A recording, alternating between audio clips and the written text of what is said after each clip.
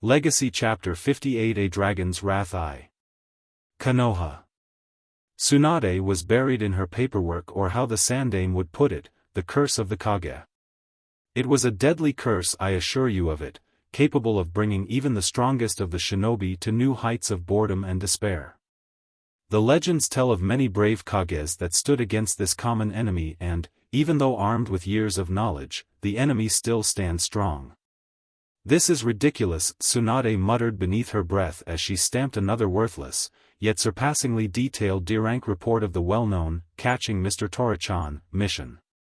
She looked up as the door opened and watched as Kakashi lazily strolled inside, hand in his pocket and nose buried in his books.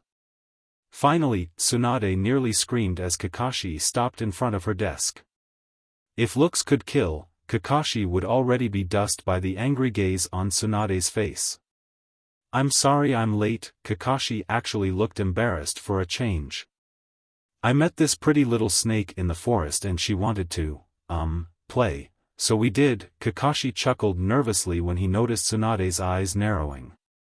"This pretty little snake wouldn't be Anko by any chance, would it?" Tsunade asked, and was internally pleased when she saw Kakashi cough into his hand. "Anyways, I need a favor from you." Kakashi noticed the business tone and immediately pocketed his precious book. "Whatever you command, Hokage-sama," Kakashi said. "Leave us," Tsunade said, waving her hand at seemingly nowhere. Kakashi, however, felt 3 chakra signatures vacate the room. She sent her away. Whatever it is must be important, Kakashi mused in thought when he noticed Tsunade rest her head on her hands and release a long sigh. "Cat is missing," Tsunade said, and Kakashi's eyes narrowed at the possible implications. "By cat you mean Yugao?" Kakashi asked, more a statement than a question. "Yes," Tsunade replied nonetheless. She got up and turned back to the window, looking at the horizon. "She hasn't come for her duties today. Her shift began almost 5 hours ago. If she was anyone else I would have dismissed it and proceeded to punch said for endangering their Hokage." "You want me to search for her?" Kakashi asked. "There are very few people I trust completely in this village. Yugao isn't just some random she's pretty high in the chain of command. Anyone else we would place him in the bingo book if he went missing all of a sudden." Tsunade sighed. "She's part of that select group of people I trust, and she wouldn't simply skip a shift of her job without an explanation. I sent a chunnin to her house and she was nowhere to be found. So, find her," Tsunade ordered. "Hi Hokage-sama," Kakashi answered as he disappeared in a cloud of smoke. Tsunade sat back down on her chair and leaned backwards, gazing into the ceiling. Neither Yugao nor Hayate were anywhere to be found, and both of them weren't some random shinobi. Tsunade was broken from her thoughts when she felt the ANBU return to the room and a knock at the door. "Come in," Tsunade said as she adjusted her posture. "Tsunade-sama?" Shizun asked, poking her head through the open door. "I could use it. Maybe it will wash my stress and problems away," Tsunade replied, and watched as Shizun placed a cup of steaming hot tea at her desk and promptly left the room. Tsunade absently picked up the cup and took a long sip, sighing in bliss as the hot tea ran down her throat. She was deep in her thoughts when she felt her heart starting to speed up with no apparent reason.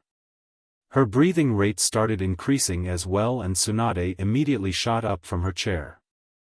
She stumbled momentarily as she felt lightheaded and her vision seemed blurry. She rose her arm, desperately reaching for anything to support her as she fell to the ground, knocking the cup of tea with her.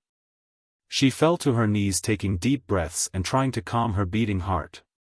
"Poison?" Tsunade thought in shock as she brought her shaking hand to her chest. Her hand started glowing green but was immediately brought to her mouth as she coughed up blood. "Why aren't the ANBU doing anything?" Tsunade looked up in despair until she heard the door opening slowly. As the door creaked ever so slowly, she looked up to see Danzo and, surprisingly, Shizun accompanying the old mummy. "This is, **, treason." Tsunade gritted her teeth, her vision becoming blurrier and her breathing starting to waver. "Good work," Danzo said, as he watched Tsunade collapse to the ground, drawing her last breath and blood trickling from her mouth. Shizun. Moments earlier, Kyumo. The man that wanted the world. "I'm going to make a martyr out of you, the world will see you as the fool you were.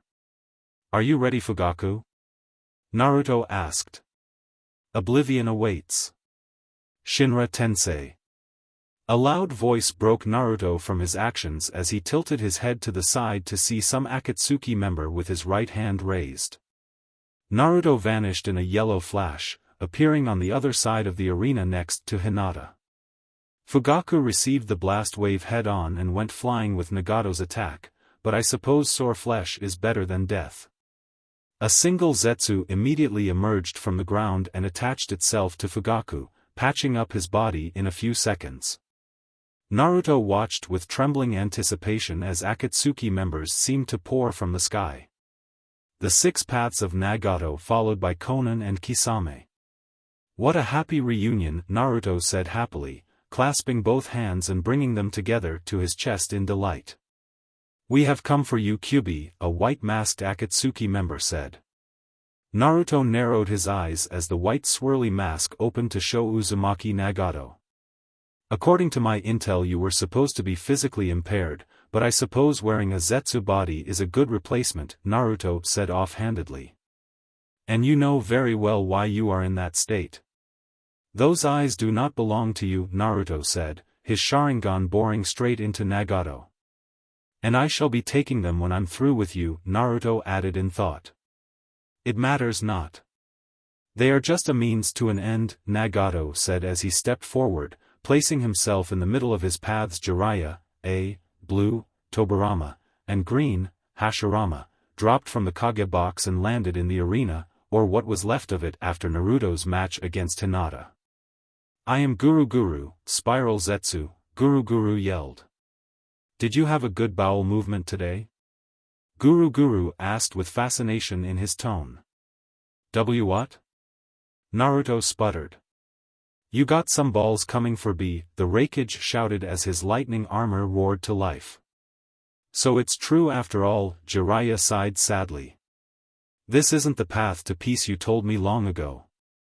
This world is nothing but a petty child," Nagato started. "But even a foolish child can grow up in a right way, when he learns what pain is. Knowing pain controls one's thoughts and decisions." "Enough," the Raikage shouted and his armor flared. Raiteningu Sudorito, lightning straight, a shot forward, cracking the ground as he ran towards Nagato with maximum speed. Nagato didn't seem to flinch as his pupils seemed to contract ever so slightly.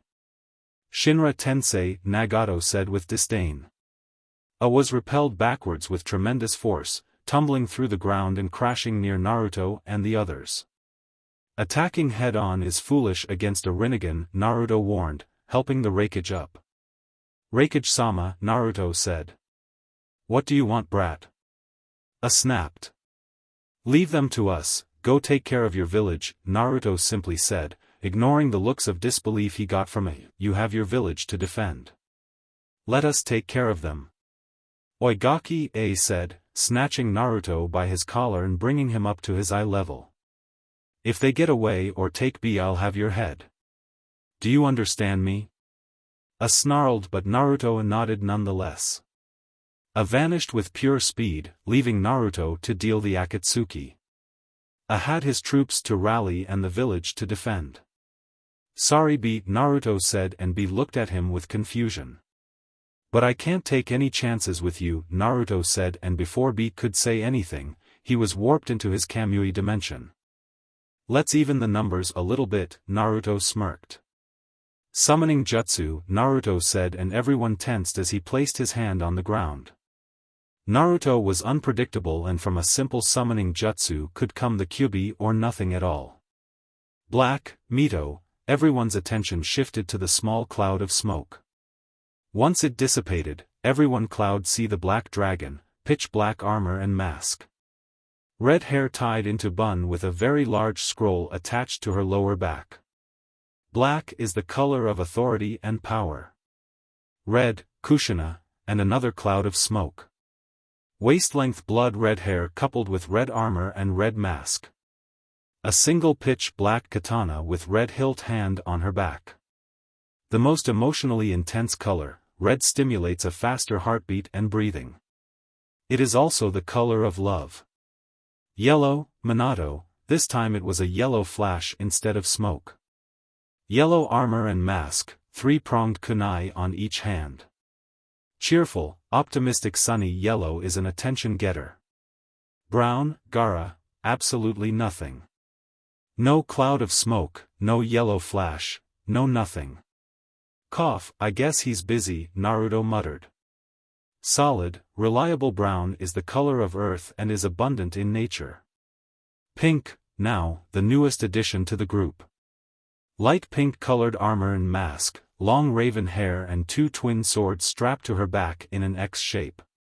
Pink, the color that showed unconditional love but also being immature, silly and girlish. White, Itachi, the newest member along with Pink. He was clad in a pure white-colored armor and mask. Jet black hair that was pulled back and tied with a red elastic in a low ponytail. White, the color that represented purity and perfection. So these are the fabled 10 dragons of the leaf, or 9 I should say, Fugaku corrected. I suppose they can be imposing with the armor and masks, Fugaku said and narrowed his eyes, taking in the aura surrounding both white and pink. Traitors to your own family, Itachi, now, Fugaku spat. We have two very distinct understandings of what family is, father, Itachi said, shattering his mask on the ground. Long time no see Tobi, or maybe I should call you Fugaku, Yellow, Minato, said. And you are? Fugaku asked, raising an eyebrow. Come now, Yellow, Minato, said, an amused smile tugging his lips beneath his yellow mask.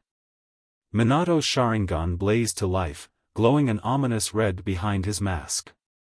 An Uchiha, it's not possible, Fugaku thought, narrowing his eyes when he saw the red glow behind the black holes in the mask. Who are you? Fugaku asked carefully. He knew of no blonde Uchihas besides Naruto. Are you sure you don't remember me? Yellow, Minato, snarled, deactivating the voice-changing seal ingrained in the mask. Minato chuckled when he noticed Fugaku's eyes widening in complete disbelief. Minato laughed, slowly bringing his hand to his yellow mask and, dropping it, he showed his real face to the world. He felt everyone looking at him in disbelief, shock and to some degree, fear.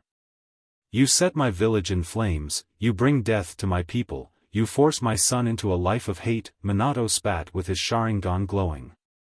Today you shall bear witness to the full might of Namikaze Minato, son of Uchiha Madara, Yondaime Hokage of Konoha, Minato said, going through hand seals faster than some could even blink. Rat ox dog horse monkey boar tiger. Katan, Goka Meshitsu, majestic fire destruction, Minato kneaded the chakra into his lungs and converted it into fire.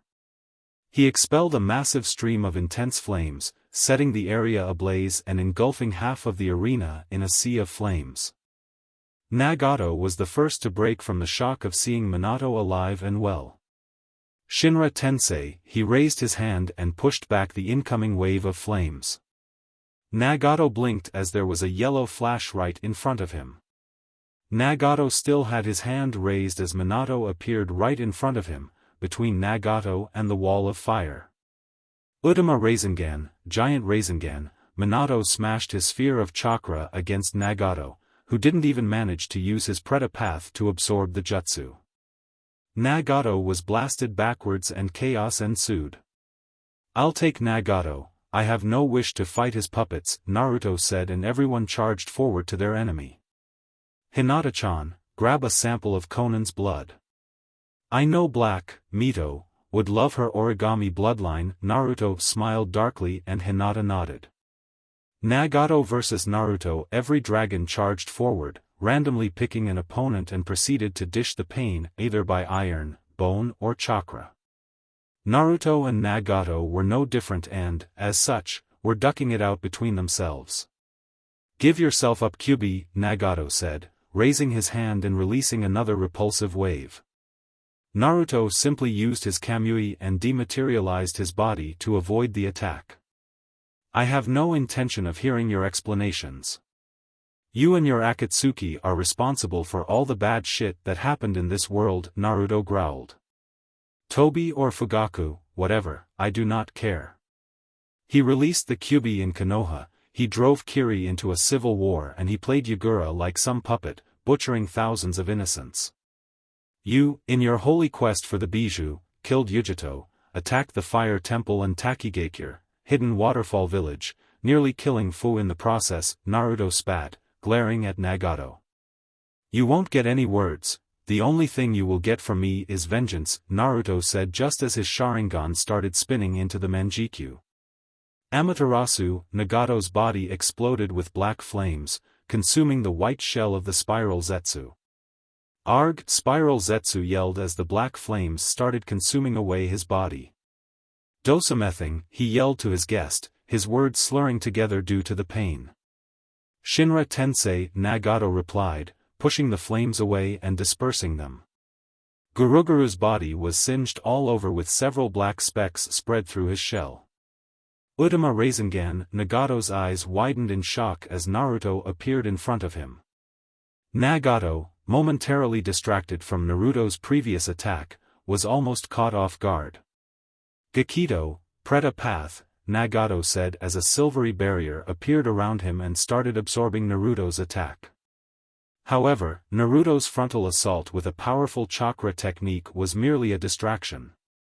Nagato sensed someone behind and quickly looked backwards and saw another Naruto speeding towards him, a black sword pointed straight at him.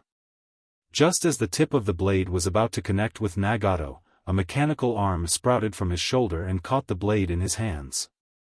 Two more arms appeared from his body, these ones without a hand but what seemed to be a cannon at the edge.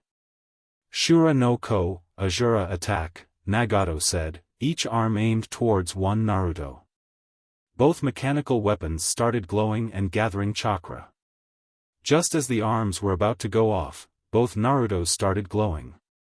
Bunshin Daibakuha, Shadow Clone Explosion, both clones said in perfect sync. They detonated themselves with a deafening bang. Once the smoke cleared, Nagato stood in the middle of the blast zone, arms crossed around his face. He looked around and quickly spotted the original Naruto, sitting safely in a nearby wall watching the fight, his hair waving due to the explosion and an amused expression etched into his face. Nagato was about to engage when himself staggered slightly. My Tendo, Deva Path, has fallen. So Tobirama is also alive, this is troubling, Nagato thought to himself and analyzed the situation. The Kyubi brat was certainly strong, to force him to not only use two paths simultaneously but to also come out on top. Before he could think any more, 5 more Narutos burst from the ground, forming a perfect circle around Nagato. Shinra Tensei, Nagato yelled, destroying all 5 clones at once. Nagato's eyes widened when he caught a glimpse of yellow out of the corner of his eye. Hirashinjiri, Thunder God / Naruto's sword seemed to blur as Guru immediately shifted Nagato's body in his shell to avoid him losing his head. Shinra Tensei, having regained his power again, he blasted Naruto backwards only for him to poof in smoke as well. Nagato felt something hot trickling down his face and noticed a small trail of blood running down his forehead. He hadn't escaped completely unharmed. He's using the intervals between my attacks. I'll have to be very careful. I cannot blindly use it any longer or I'll end up like my Tendo, Deva Path, Nagato concluded in thought as he looked towards his arm and spotted a black marking. Hirashin Seal, Nagato thought in shock as he quickly absorbed the chakra inside and destroyed the marking. Yukojizi no Jutsu, Rainmaker Jutsu, Nagato muttered, raising both hands to the sky, forming dark clouds with his own chakra. It was mere moments later that heavy rain started pouring down around both fighters. I cannot rely solely on my vision to track him, Nagato thought as he connected with the rain. He turned to Naruto's location only to see him still sitting in the wall, looking at Nagato with curiosity. Naruto rose and jumped to the ground, arms crossed and standing face to face with Nagato for the first time since the battle began. Bansho Tenin. Naruto rose from the ground and flew straight towards Nagato's awaiting arm. Mere inches away from contact, Naruto triggered his Kamui and simply phased through Nagato, appearing behind his back. Raiken, lightning fist, running electricity through his right arm and going into his fist, Naruto punched Nagato's back. It sounded like a thunderclap. Nagato gritted his teeth from the impact as his body was blasted forward. Nagato twirled midair and landed on the ground safely, a black spider-webbed pattern on his back, where Naruto had struck. Enten, Goka Makyaku, Inferno style, Great Fire Annihilation, Naruto said, unleashing a wave of black flames. Nagato instinctually raised his hand but stopped before he used his gravity attacks. Instead, Nagato placed both hands on the ground and raised a vast wall of rock to block the incoming flames. He felt the powerful flames smash against his wall, but it managed to hold against the initial impact. What's this? Nagato thought in confusion when he heard a small buzzing sounds coming from the other side of the wall. Futon, Raisin Shuriken. Nagato's eyes widened when the wall in front of him cracked open and everything was enveloped in a towering dome of spiraling wind chakra. Shinra Tensei. Nagato bellowed, blasting everything around him backwards. The earth was torn apart, sending chunks flying everywhere and dispelling Naruto's attack. Using the rain, Nagato searched for his opponent, his vision clouded by the debris of his latest attack. Nagato caught a small glint in the middle of the dust and immediately ducked. A golden chain buzzed through his ears, missing him by a few inches. Nagato rolled to the side as another chain shot from the smoke coverage. Futon, Ripusho, Gale Palm. Nagato clapped his hands together and released a powerful gale. Not enough to be destructive, but good enough to push all the dust and smoke away, clearing his field of vision. Naruto stood in the middle of the battlefield, arms crossed, completely still and with several golden chains dancing ominously behind his back. Nagato summoned a mechanical arm and launched dozens of mini rockets, whistling their way towards Naruto. Boom! Boom! Boom! Rocket after rocket crashed on the ground near Naruto with loud explosions. Nagato stopped his attack and waited for the dust to settle, searching for any signs of Naruto. From the dust came 6 chains, heading straight towards Nagato, who began evasive maneuvers. Nagato jumped, ducked and rolled as the chains chased after him. One chain smashed against the ground and dug itself. Nagato jumped on the chain and ran above it towards Naruto. Shinra Tensei. Nagato yelled outside of the dust cloud, releasing a shockwave at point-blank range. Nagato watched as the chains retracted against the will, the metal creaking as it bent against its will. The ground rippled and the dust cloud was disrupted, making Naruto appear from the inside. Nagato watched as the repulsive wave washed over Naruto with no visible effect. Ninjendo, Human Path. Nagato tried to place his hand on Naruto's head, only to phase right through it and end up on the other side. Nagato caught Naruto's elbow on reply and flung Naruto into the air. Naruto disappeared mid-flight and appeared on the ground a few yards away. I have to find a way to neutralize his Kamui, Nagato mused in thought. The Sharingan is an amazing Dojutsu, isn't it? Naruto rhetorically asked as a wild idea came to his mind. He crossed both arms behind his back and nodded to Nagato. Come, Naruto said with a smirk. Nagato's eyes twitched at Naruto's blunt disrespect for him. People rely too much on ninjutsu and genjutsu. Very few people appreciate the art of taijutsu and kenjutsu. It's one of the things I love about Hinata-chan. Both of us like getting all close and personal with the adversary. Naruto grinned as Nagato arrived near him. Naruto tilted backwards as Nagato threw a left jab and crouched when Nagato added a horizontal kick. Naruto grinned and pushed forward, ramming his head straight in Nagato's stomach. As Nagato momentarily stumbled, Naruto rose and performed a perfect roundhouse kick, sending Nagato spiraling and crashing into the ground. Nagato shook his head, getting rid of the dizziness that lingered. He looked up to see Naruto with his arm still behind his back and jumping lightly on the ground, alternating his feet with each jump, almost like skipping but without a rope. Nagato snarled and ran forward, arriving near Naruto and throwing a series of punches and kicks. Naruto's Sharingan glowed as it predicted every move, a small tilt backwards to avoid a punch, a sidestep to the right, a forward lean. Nagato went for a leg swipe, forcing Naruto to jump into the air. Naruto leaned his body backwards, placing himself horizontally in the air and sprang his legs forward, slamming both feet against Nagato's chest. Nagato went flying and Naruto fell to the ground with a simple thumb sound. Naruto rose his head slightly and watched Nagato rise to his feet, wiping a busted lip with his arm. Nagato got tired of being pushed around like some ragdoll and slammed both hands on the ground. Doton, Ganban Q, bedrock coffin, multiple sections of rock rose around Naruto's lying form, trying to wrap themselves around his body and bury him permanently.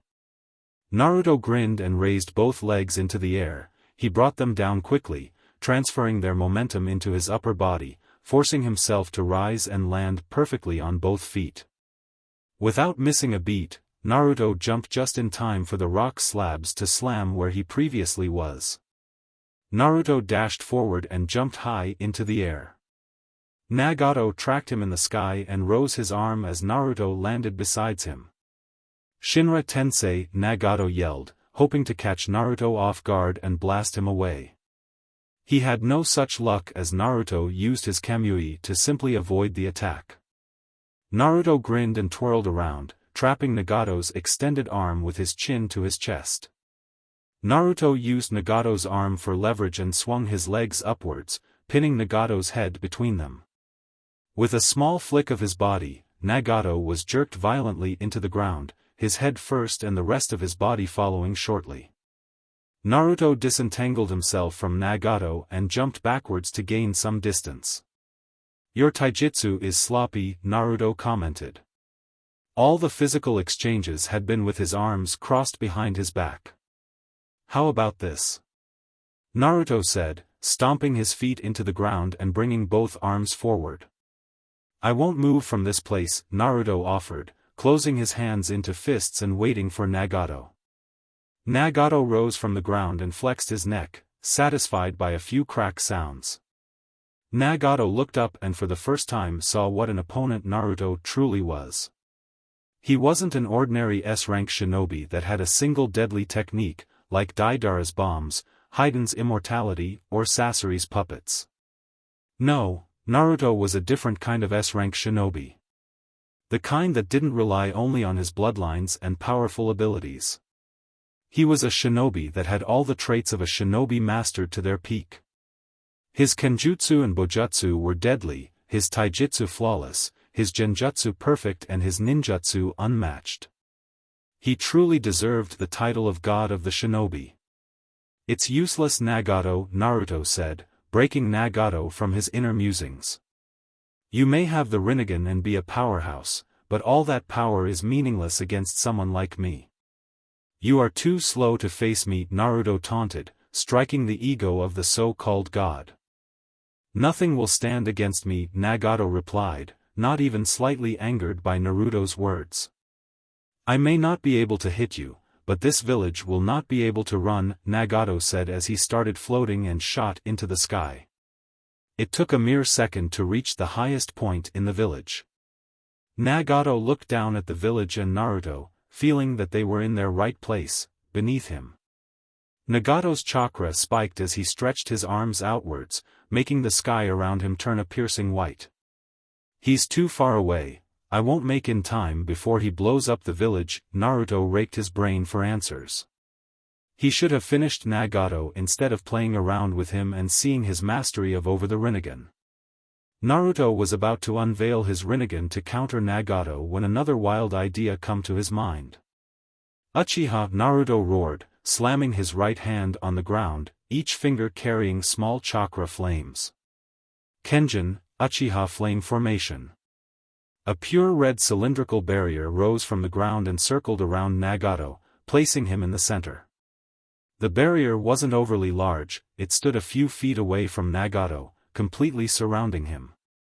Cho Shinra Tensei, Nagato whispered, releasing his attack at maximum power. The sky glowed a reddish white, a combination of Nagato's attack and Naruto's barrier. The barrier creaked, almost like plastic, as it stretched around Nagato. The power of his attack forcing the barrier to expand like a balloon. Nagato poured more chakra into his technique, intending to destroy the barrier and level the village, including everyone in it. That fool, he's going to kill himself, Kurama said. Nagato was pouring too much chakra into his technique and the barrier was stretching to its limits. The amount of energy inside the barrier was insane and it wouldn't matter who won in the end, Nagato or Naruto's barrier. A shockwave reverberated through the village, shaking it to its foundations but otherwise not damaging it. The barrier itself exploded like a balloon, with Nagato still inside. There was a large cloud of smoke high in the sky, where Nagato was. Naruto lifted his hand from the ground and looked up to the sky. He looked at his fingertips and watched as the skin sizzled to full health. He had poured too much chakra into the barrier without any type of preparation. Naruto saw something leaving the smoke cloud and plummeting to the ground in a free fall. Naruto narrowed his eyes and watched the form of Nagato falling down, his external Zetsu shell, aka Spiral Zetsu, aka Guru completely gone, most likely decimated in the explosion. Nagato grunted as he hit a building and finally came down, tumbling through the ground as he came to a halt near a rock. Nagato struggled to move, pushing himself up with only his arms. He looked over himself and noticed that the Zetsu shell for mobility was gone. No, Nagato gritted his teeth, willing his legs to move but only getting a small twitch. Even if his legs were to move, they would never serve his purpose, their muscle was weak and atrophied. Nagato struggled but managed to look up to see Naruto approaching. "It won't end like this," Nagato roared with a rage-filled voice, slamming both hands on the ground. "Kuchios, Geto Mazo." Naruto stopped his progress when he heard Nagato's words.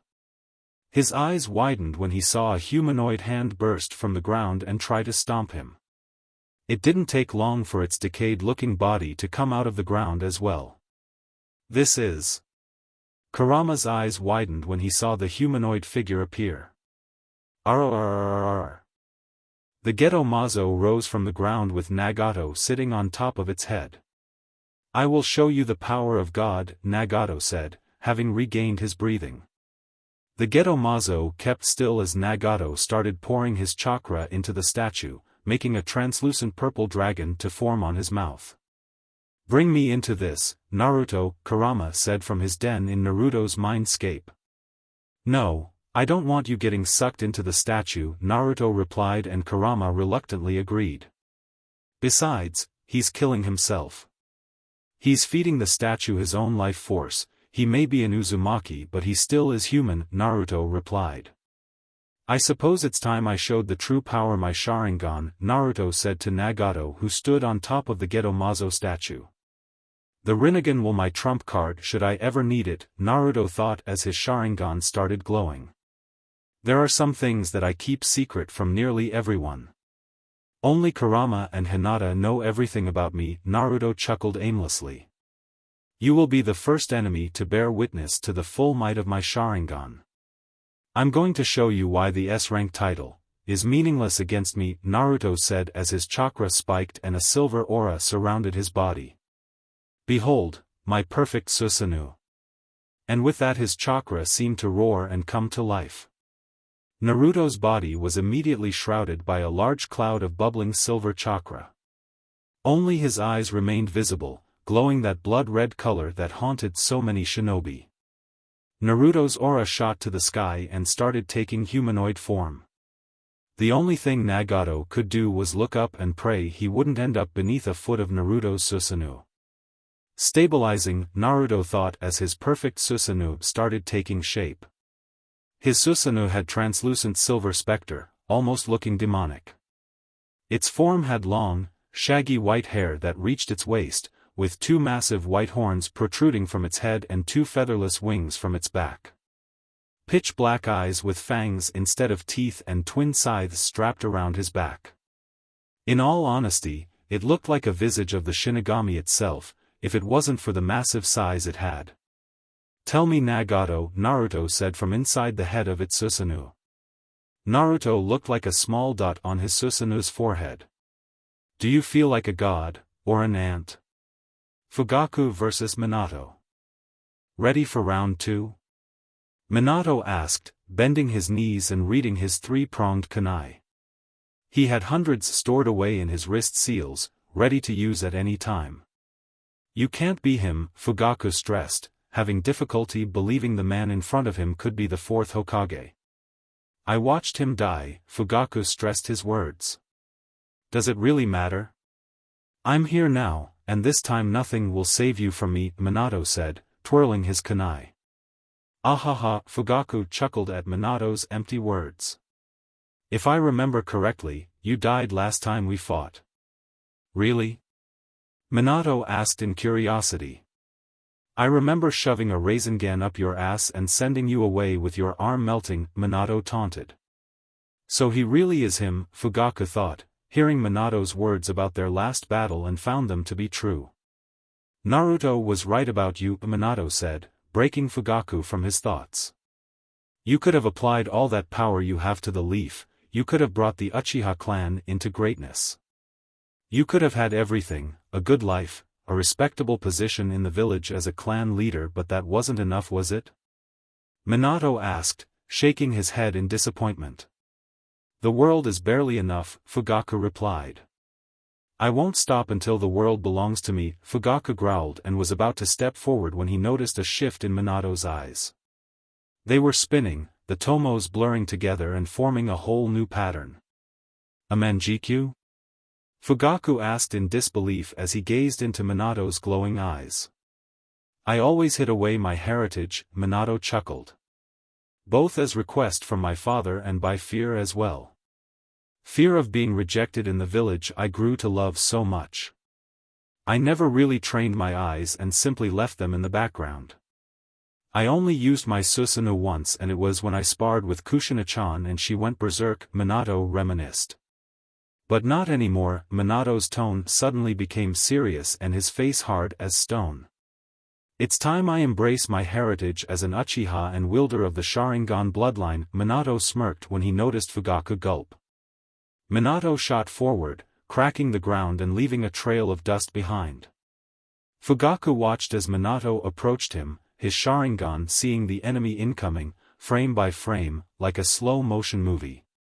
Minato was a few feet away and Fugaku's eyes started spinning. 10 feet. Fugaku's eyes were picking up speed, the tomos becoming nothing more than blurred lines in a sea of red. 5 feet. The black circle on his Sharingan started taking form, the form of 3 stretched triangles, evenly spaced around the pupil, making it similar to pinwheel. 2 inches. Kamu dash. Bang. Minato's fist collided with Fugaku's face as he was thrown backwards. Fugaku tumbled through the ground but quickly regained his footing. He got up and wiped a little bit of blood dripping from his lips. Fugaku brought his hands to his chin and with a sickening crack, he reset his jaw. "You are faster than I remembered," Fugaku commented. It had been a mistake relying on his Sharingan since it took a small time frame to switch to the Manjikyu. "I grew lax on my time as Hokage," Minato admitted without shame. "The job will do that to you. Although fighting against my son really placed things in perspective." "Oh," Fugaku raised an eyebrow. "How so?" he asked, curious. "He's beyond any of us," Minato chuckled softly. "Naruto was everything he ever wanted in a son, and he turned out like that all on his own. Well, maybe Hinata did help with the mold." "Mokuton Hijitsu," Fugaku said, clasping both together. Jukai Koten, deep forest creation, Fugaku finished as the ground started grumbling. Dozens of trees grew from the ground. Their branches seemed to obey Fugaku and immediately dashed towards Minato at great speeds. Minato's Sharingan glowed softly, his eyeballs moving wildly, tracking every single branch of the incoming wave of trees. Minato sidestepped a branch, avoiding it by a mere inch. Not by luck or chance, everything had been calculated. He's nowhere near Hashirama's level of skill with the Mokuton, Minato thought, looking at the forest replica in front of him. Hashirama was able to create a forest in the blink of an eye. Let me show you something that Naruto taught me, Minato said as he jumped backwards, avoiding another tree and landing on some branches. Katan, Minato began, stretching both arms forward, his hands inches apart. A small ball of chakra flared in between his hands. It was small at first, but quickly it started gaining size and turning dark orange in color. His right hand forming and shaping the spinning sphere of chakra, his left hand changing the chakra into fire type. Goen Rasengan, Great Flame Rasengan, Minato finished, unleashing his Rasengan upon the forest and flashing away to safety. Fugaku's eyes widened as he activated his Kamui and swirled away, just in time to avoid the maelstrom of raging fire. It looked like a tornado, burning through the forest, leaving nothing but ashes behind. Minato placed his hand in front of his face, shielding himself from the brightness and the blazing heat. Once the attack had calmed down, there were no surprises. The tree had been turned into charcoal, covering the floor in black dust. Minato dropped down to the ground, his feet raising a small cloud of the black charcoal as he landed. His Sharingan snapped to the left as he caught movement. Clang! Minato instantly raised his right arm, a three-pronged kunai made its way to his hand as he parried Fugaku. Minato tilted his body and went for a kick. Fugaku caught him by the ankle and sent a punch in retaliation, which Minato blocked, making them both hit a standstill. Kamui, Fugaku thought, making the space in front of him swirl, intending to send Minato to his pocket dimension and leave them there until he perished. Fugaku watched with glowing relief as Minato was completely absorbed into his dimension. "You lose," Fugaku said to no one. "I told Arg," Fugaku screamed as Minato appeared out of nowhere right in front of him and punched him in the gut, followed by a kick to his head, sending Fugaku tumbling through the ground. Before Fugaku could understand what happened, Minato was already upon him once again with a Rasengan inches away from his chest. Rasengan, Minato smashed his blue sphere only for it to phase right through. Fugaku had used his Kamui just in time. Both jumped backwards and Minato watched with anticipation for something to happen. Boom! Out of nowhere, Fugaku was blasted backwards, crashing into the ground with enough force to break the earth. "That bastard, the Minato I absorbed was a clone," Fugaku snarled in thought as he coughed up blood. He looked up to see Minato watching him calmly, so calmly that it let a sinking feeling in Fugaku's stomach. "Your trick was a one-time shot. I won't fall for that again." Fugaku ripped out of shirt, completely ruined to Minato's Rasengan. Minato watched as Fugaku's shirt dropped to the ground to reveal a pure white chest, almost completely made out of Zetsu. "How far would you go for power?" Minato asked in disgust. "The body of the Senju and the eyes of the Uchiha do make a rather nifty combination," Fugaku said, his hands blurring through hand seals. "Katan, Genkyu, Great Blaze Ball." Fugaku exhaled a meteor-sized sphere of fire, completely blocking Fugaku from view. "I don't have any seal out of reach of that attack," Minato thought as he saw the gigantic sphere of fire approaching. "I guess it would come out eventually." Minato smirked to himself as his body was enveloped by a yellow flare. Boom! The fire sphere collided with Minato and exploded in a shower of fire. Fugaku watched with satisfaction as Minato's form was enveloped in flames so hot that rivaled Minato's last fire Rasengan. "What the?" Fugaku said in complete disbelief when he saw Minato's form simply walking of the debris, right through the ring of flames like he felt nothing. Minato's body was completely yellow, and that wasn't his armor. It was like his body had some type of yellow cloak, chakra flames covering his form. It seemed he had some ethereal yellow armor around him, but skin tight. "You like?" Minato asked as two ethereal kunai formed, one in each hand. "This is my version of perfect Susanoo. A skin-tight armor that sacrifices all offensive abilities for the ultimate defense. I doubt even a Bijidama could crack my version of the Susanoo." Minato smirked at the panicking face of Fugaku. "How?" Fugaku simply asked. "Naruto knows more about the Sharingan than you could ever hope to," Minato said as he readied himself to end this battle for good. He was about to jump forward when both of them felt the village rumble. They looked up and saw a big figure appear. "He summoned the Geto Mazo," Fugaku said, shocked. "Is Naruto really pushing him that far?" Fugaku thought in disbelief. He was completely surprised when another figure appeared in front of the statue. Fugaku's eyes widened when he spotted the perfect Susanoo of Naruto. It was massive to say the least, it even dwarfed the Geto Mazo, and that was saying something. "Don't you see it?" "You can't win," Minato said as he bent his knees and prepared for his final jutsu. His Susanoo may be nearly indestructible, but it ate a lot of chakra, and he didn't have a chakra supply like Naruto. "Are you ready, Fugaku?" Minato asked, breaking Fugaku from his shock. Fugaku didn't know what came over him, but for the very first time in his life, he felt fear.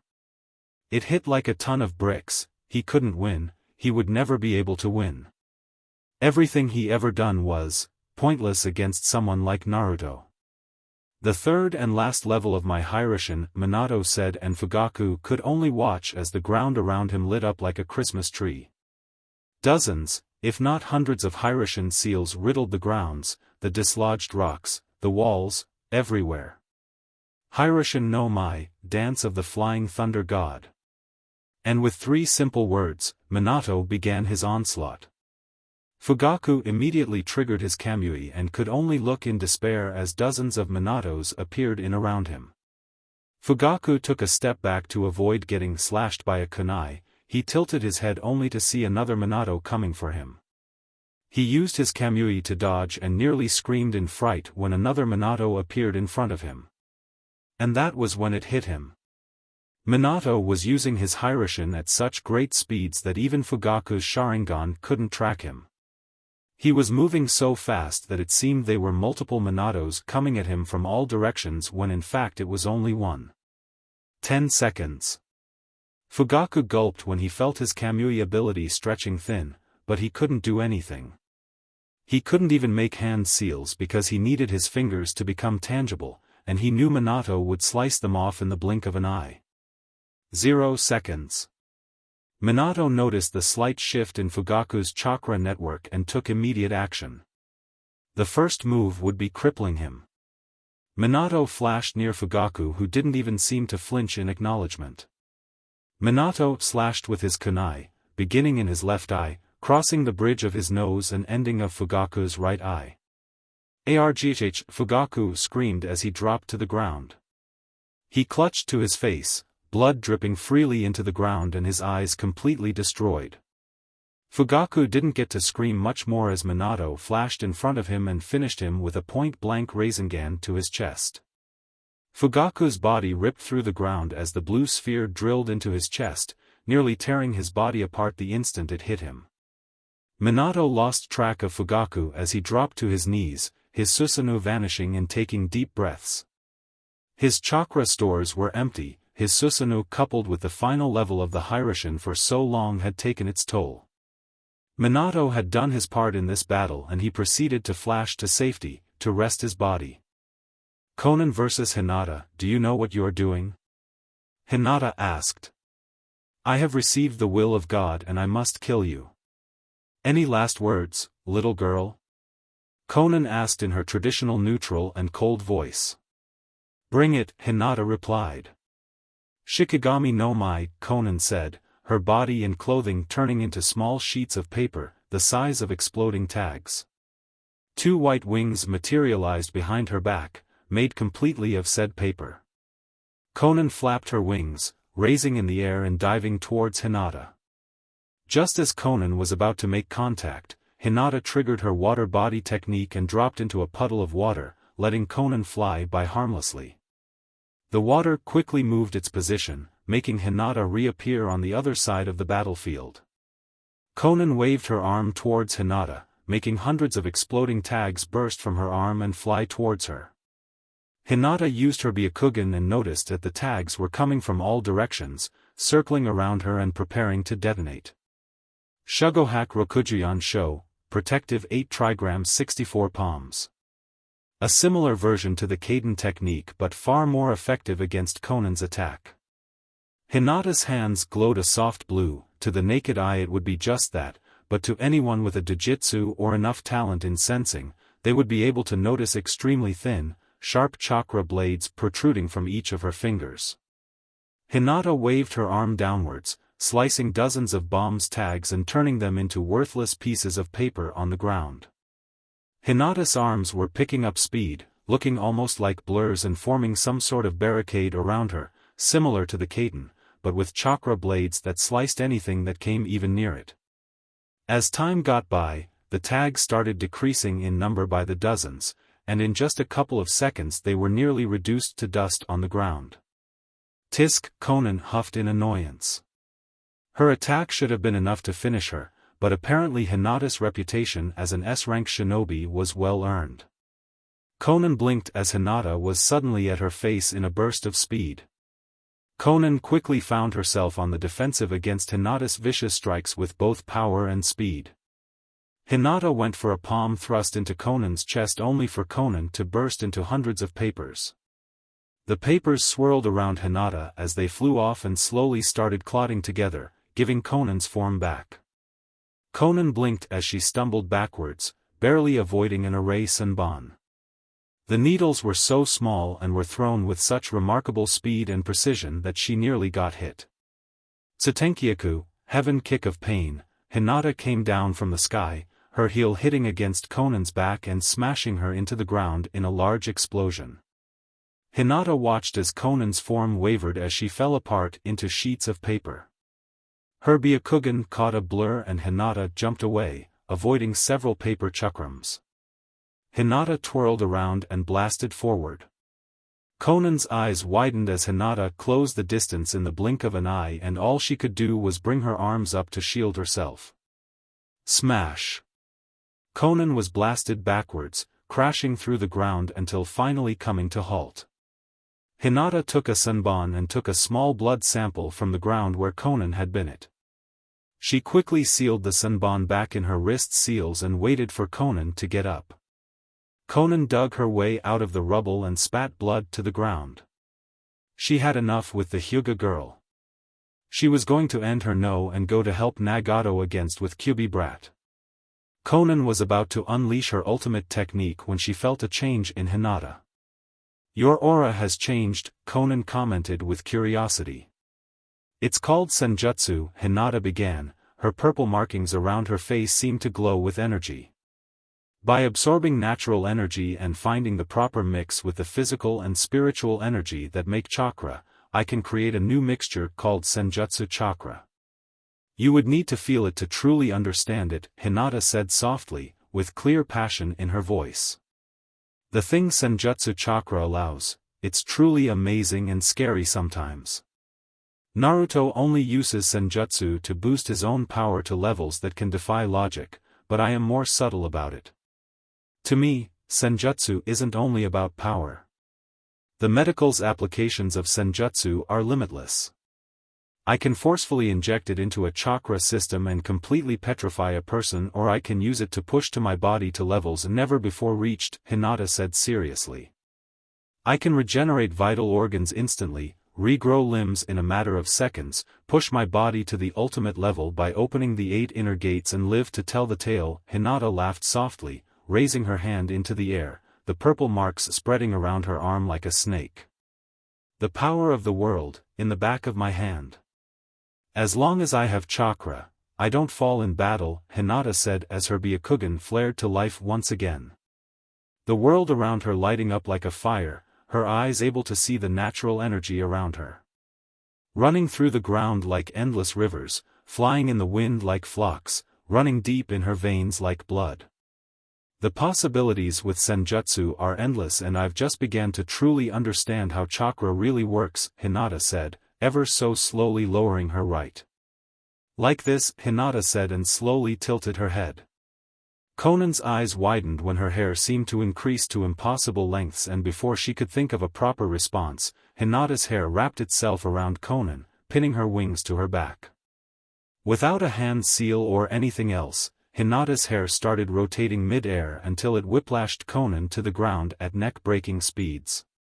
Conan flexed her paper wings to break the fall, but even that wasn't enough to stop her momentum as she crashed into the ground, making a crater from the impact. Cough. Conan gritted her teeth, momentarily losing control of her origami bloodline and her body returning to normal. Conan's hand was holding her shoulder, as if she let go, her shoulder would drop to the ground. With a sickening crunch, Conan pushed her shoulder backwards, placing it in the right place. "You won't stop Nagato's vision," Conan said with vigor as she raised her arms to the sky. This time it wasn't hundreds, but thousands of exploding tags coming out of her arms. Her breathing started to get heavier as her chakra levels started to drop lower and lower, her ultimate technique taking too much out of her. "Kami no Shisha no Jutsu, paper ocean technique," Conan said as the thousands of paper tags seemed to swarm Hinata and start to spiral around her body. "Even if you transform into water, you won't get out of this alive. I've prepared this technique should Tobi ever step out of line." "Any last words?" Conan asked. "Yes," Hinata said, locking eyes with Conan, her Byakugan blazing. "You followed the wrong god. Senpu, Sekka no Mi, Sage Arts, petrifying eyes," Hinata said as her Byakugan seemed to give off a silver pulse. Conan suddenly drew a harsh breath as foreign chakra flooded her system and started overwhelming her. Hinata was about to finish her technique and petrify Conan forever when both Kunoichi felt the village tremble. Hinata stumbled and dropped her eye contact, making Conan fall to the ground, coughing and taking a series of quick breaths. "Nagato!" Conan yelled at the blinding light on the horizon, where she knew Nagato was fighting against the Kyubi kid. Conan jumped into the air, pouring the remnants of her chakra into forming her paper wings. Conan quickly flew off with Hinata running after her. "Kisame vs. White, Itachi, we meet again Itachi-san," Kisame replied, grinning like a madman. It appeared he would get the battle he always wanted. "So it seems," Itachi replied. "People say I'm a shark," Kisame said, shrugging his shoulders. "And sharks have to eat," Kisame finished, picking up his blade that seemed to shiver with excitement. "Looks like Samahata has taken a liking to your chakra. Maybe it was all that time we worked together." "Suetun, Amasukaha, rainwater shark wave," Kisame said, flashing through hand seals and slamming his hand on a nearby pond. The water rose into the air and formed several large water sharks. Itachi didn't move from his place and simply took out 5 kunais with exploding tags attached. With a single hand, he threw all the 5 kunais at each shark's mouth with deadly accuracy. 5 explosions was the sound of Kisame's technique being defeated. Kisame just smirked when he noticed the explosion. All that water in the air simply reformed into more sharks, although these ones were smaller they were far more numerous. Kisame jumped into the air and brought his Samahata downwards, trying to smash Itachi. Just as the sword was about to make contact, Itachi exploded into crows that circled Kisame and reformed not far away. Kisame grinned and swung his Samahata backwards, hoping to catch Itachi off guard. A single kunai flew into Itachi's hand and, with dexterity he simply blocked Kisame's swing. Itachi was flung backwards due to Kisame's raw strength but landed safely on the ground. Both dashed forward again and met in a flurry of punches. Itachi threw a kick only for Kisame to bring his sword to the front of block it with ease. Minutes later, both Kisame and Itachi found themselves struggling against each other, Samehada clashing against a simple kunai in a battle of strength. Itachi's eyes widened and he jumped backwards when Samehada seemed to become alive and rip through the bandages that hid its real form. "I told you, Samehada isn't a simple sword," Kisame grinned as he began hand seals. "Suetun, Suikoden no Jutsu, water shark bomb," Kisame said, thrusting his hand forward, hurtling a big water-made chakra at Itachi at high speeds. "Katan, Gukakyu no Jutsu, great fireball technique." Itachi jumped backwards to gain some room as he took a deep breath. He released a powerful ball of fire that crashed against the incoming shark.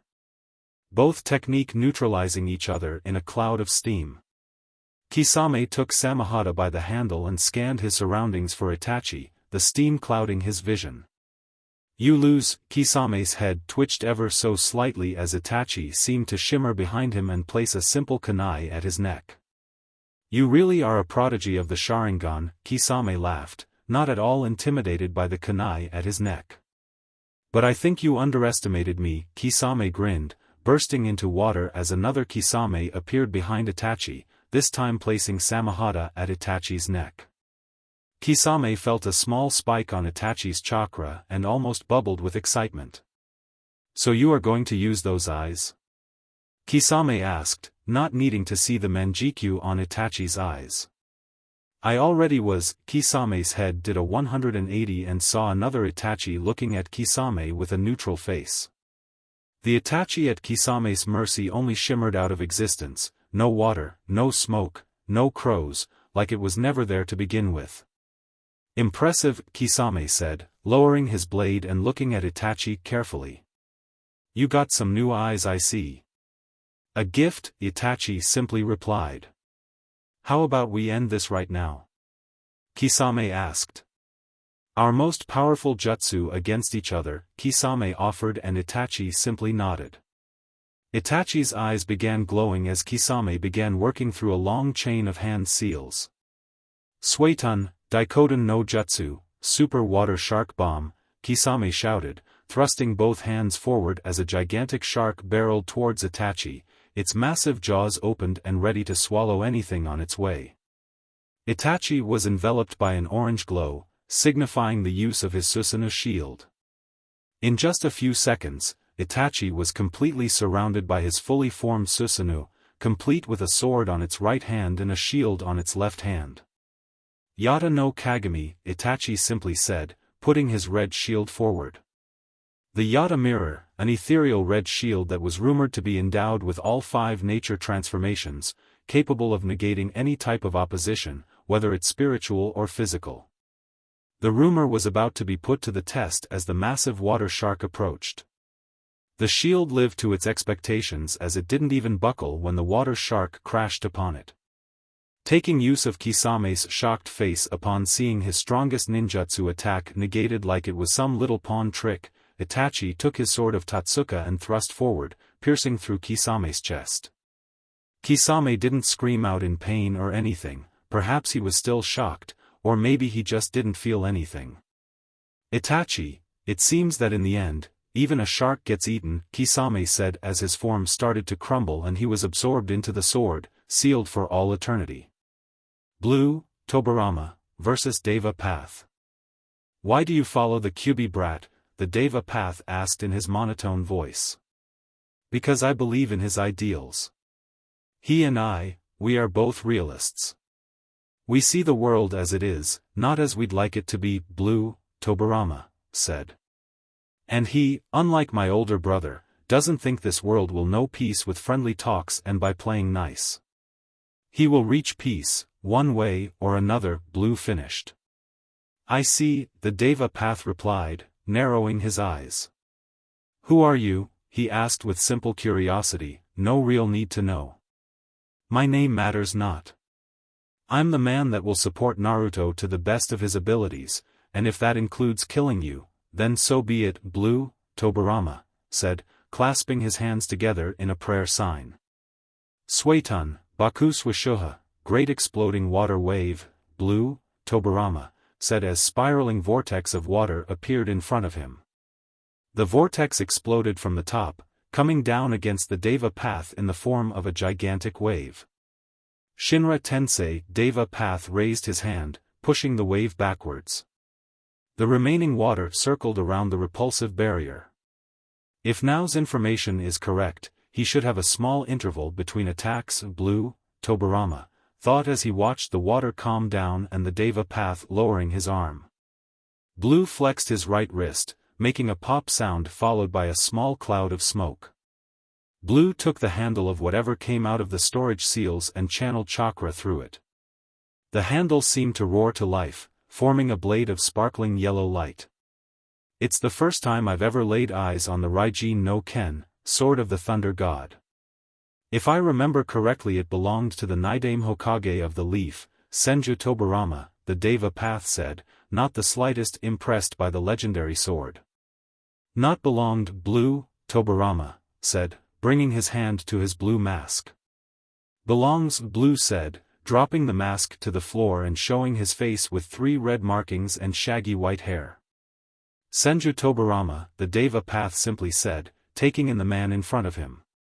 I supposed I shouldn't be surprised by your appearance, seeing that the 4th is also alive and well, the Deva path stated.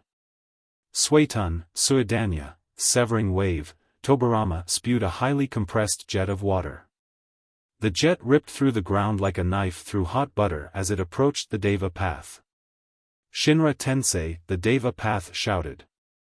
The water jet collided with the shield, splashing like water on hard floor. Tobirama immediately dropped his attack and threw a few kunais. My power isn't ready yet, the Deva path thought, tilting his head to the side and allowing the kunais to fly by harmlessly. Hirashinjiri, flying thunder god / the Deva path heard a voice behind and quickly turned around, only to catch a small glimmer of yellow as the Raijin no Ken detached his head from his shoulders. Thump. The Deva path's head rolled to the floor as Tobirama turned off his sword. Some god, Tobirama muttered as he walked away to help Kumo deal with the invading force of Zetsus. Red, Kushina, versus Preta path. Another one, the Preta path said, his Rinnegan boring straight into the red dragon. You have Uzumaki chakra, the Preta path commented with slight curiosity. I'm related to Uzumaki Mito after all, Red replied, shrugging her shoulders. I have red hair like the real you. My Uzumaki genes are dominant, but does it matter? Don't expect mercy on my hand just because we belong to the same clan. You want my Kushina stopped mid-sentence as she was about to reveal her identity. Forget it, Red said, unsheathing her sword from her back.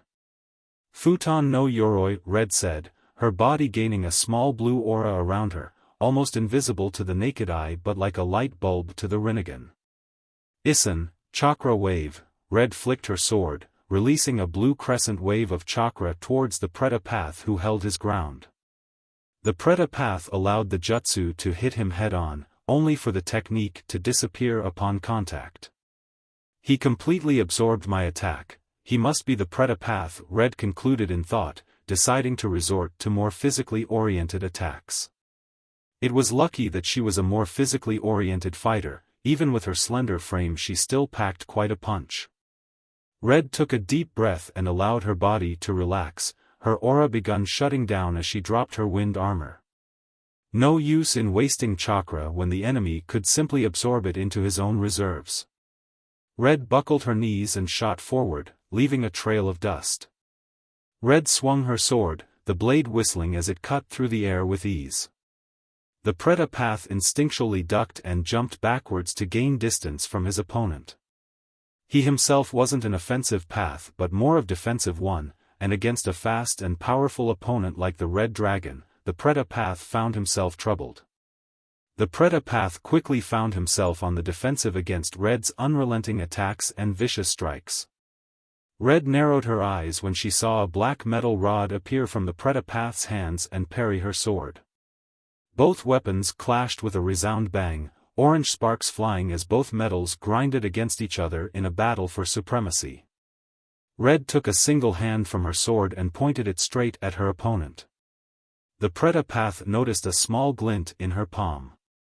His eyes widened and he immediately pushed himself backwards as a golden chain sprouted from her hand, grazing his cheek and drawing a small line of blood. Chains as well. Is she related to the Kobir brat as well? The Predapath mused and thought, struggling to dodge the incoming chains that seemed to increase in number as time went on. The Predapath couldn't do much against such opponent, and in desperate times, come desperate moves. The Predapath rushed forward, dodging a few incoming chains as he made his way to Red, who was stationary while using her chains. The Predapath spread his arms, making black rods sprout from each hand. Red raised an eyebrow as the Predapath jumped into the air and flexed both rods at her, hoping to end her quickly.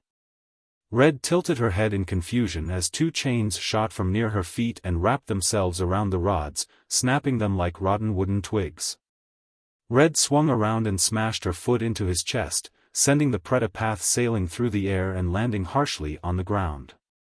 The Predapath looked up and quickly rolled on the ground to avoid a volley of shurikens. Chain style, Red said, placing both hands on the ground and looking up towards the Predapath. Chain forest, Red said as the ground started to rumble ever so slightly. Hundreds of chains burst from the ground near her hands as they made their way against the Predapath. The chains seemed like snakes, slithering their way to their target. The Predapath could only look in horror at the incoming amount of chains. He knew that it was the end for him. He could never dodge that amount of chains, not matter how hard he tried, so he simply accepted his fate. The chains wrapped themselves around his arms and legs, ripping him apart in a matter of seconds. Green, Hashirama, vs. Animal Path. Kuchios no Jutsu, Summoning Jutsu. The Animal Path wasted no time in talking to the Green Dragon. There was big cloud of smoke as the ground started quaking. A giant rhino burst from the smoke, stomping his way towards the Green Dragon, who was already going through hand seals. Mokuton, Hote no Jutsu, Laughing Buddha Jutsu, gigantic wooden hands erupted upwards from the ground. These hands quickly wrapped themselves around the incoming rhino, halting his progress and pinning him to the ground. The Animal Path slammed both hands on the ground, bringing forth more summons. This time a loud shrill filled the air as the summon shot from the smoke and high into the sky. Green was momentarily distracted with the bird's summon that he didn't notice the ground beneath his feet start to crack. A giant centipede burst from the ground, sending Green flying through the air, but he landed gracefully a few feet away. Looking at the rhino, Green forced his wood ninjutsu upon his enemy, making the wooden hands clench around the animal. The rhino groaned in pain until he burst into smoke. The bird gave another shrill as he looked down and plummeted towards Green. He jumped backwards as the bird crashed into the ground, the bird's beak drilling into the earth. Green was still midair when he felt the earth rumble. He looked backwards to see the large centipede burst from the ground and open its mouth. The centipede gobbled Green in the blink of an eye and closed its massive jaw. Mokuton, from the centipede's mouth came the muffled voice of Green as several spikes of wood emerged from the ground. These spikes impaled the centipede in multiple places, raising him into the air like some piece of meat on a stick. The summon burst into smoke, letting Green land safely on the ground. Green looked towards the Animal Path, who was on top of the bird's head, out of Green's reach for now. Kuchios no Jutsu, Summoning Jutsu, the Animal Path muttered. Another cloud of smoke, followed by a large, brown-colored dog with a chakra receiver stuck through its head. Roar! The dog bared his fangs and charged forward, the ground shaking with each step he took. Green held his ground, his hands blurring through hand seals faster than the average eye could follow. Mokuton, Mokuryu no Jutsu, Wood Dragon, a big wooden dragon with glowing yellow eyes burst from the ground. The wooden dragon coiled like a snake before springing forward at high speeds. The dragon sneaked through the incoming dog's body, wrapping itself around his legs and bringing him to the ground. The dog howled in pain, his snout meeting the hard ground when his legs were tied together. To Green's surprise, the dog didn't disappear in smoke with that crash. No, In fact, the dog somehow split into two and rushed forward once again. Green didn't stop to ponder what happened and sent two more dragons forward, one for each dog, and the same thing repeated itself. The dog crashed into the ground and proceeded to split and slip through the dragon's grasp. It seems that I can't defeat that summon, Green mused in thought as four dogs charged at him. Mokutan, Shichuro no Jutsu, four-pillar prison, Green said. The ground grumbled, and this time not caused by the approaching summons. Green took his time, letting the dogs approach him until they reached the intended spot. Several timber pillars shot from the ground, forming a perfect square around the dogs. The dogs whined as they crashed into the wooden walls and proceeded to split once again. Although this time they would not be going anywhere as they were confined inside the wooden prison. Time to end this, Green thought as he looked at the sky, watching the impassive face of the animal path. Mokutan Hijitsu, Jukai Koten, deep forest emergence, dozens of trees rose from the ground, and this time they didn't stop at that. The trees continued growing into almost impossible heights as they went after the bird in the sky. The animal path's eyes widened when he saw the gigantic trees approaching and immediately began evasive maneuvers. Excellent, Green thought as he watched the animal path getting distracted with the trees. Green clasped both hands together and waited patiently as several red markings spread across his forehead and cheekbones. Senpu, Myojinman, Gate of the Great God, two massive red torii fell from the sky. The animal path was busy dodging the trees and didn't realize the danger coming from the above.